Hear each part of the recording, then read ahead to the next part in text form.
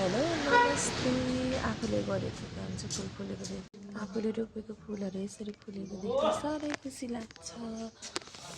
मलाई चाहिँ एकदम धेरै फुल मनपर्छ। यो चाहिँ फुल्न लागि पनि तयारी भइरहेछ।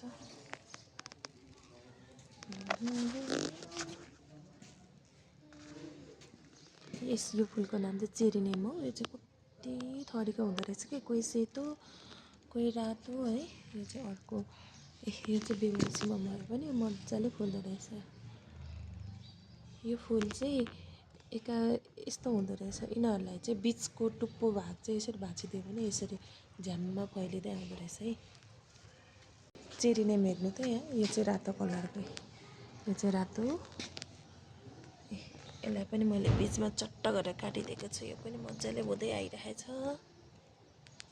यो पनि एकदम फुल्नलाई रेडी भइरहेछ यसरी।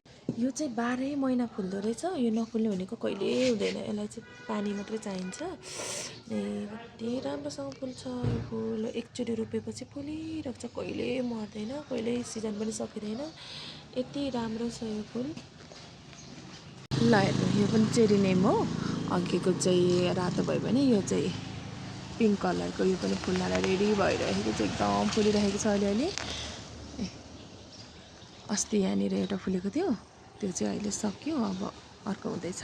ल नमस्ते। हाम्रो चाहिँ यहाँ यो चाहिँ यस्तो दामी भइरह नि।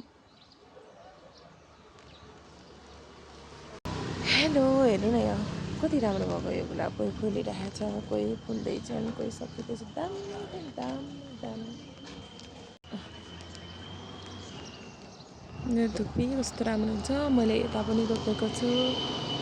यसको पनि त्यसरी नै मैले यहाँ बिचको भाग चाहिँ चुटाइदिएको छ कि, बिचको भाग चुटाइदिएपछि छेउछेउबाट यसरी चाहिँ झ्याप्प भएर फुलिँदो रहेछ, यसरी लाग्दो रहेछ अघिको जस्तै है। यो हेर्नु त, हेलमेट किन भनेर भन्दाखेरि चाहिँ हामीले हेलमेट किन लाउनु पर्ने रहेछ।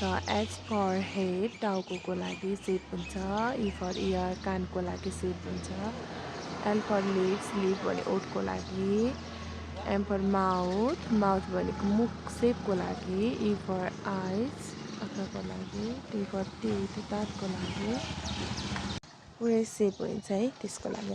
यो फुलहरू पनि मैले रोपेको यस्तो राम्रो फुल्न आँटेको छ। आफूले माया गरेर स्याहार गऱ्यो भने त्यसले पनि मजाले फुलिदिन्छ। यो पनि यति राम्रोसँग फुल्दो रहेछ। यो पनि अर्को फुल हो, कति राम्रोसँग फुलेको। आफूले माया गर्यो भने मजाले। वाउ, यो चाहिँ दामी भइरहेछ।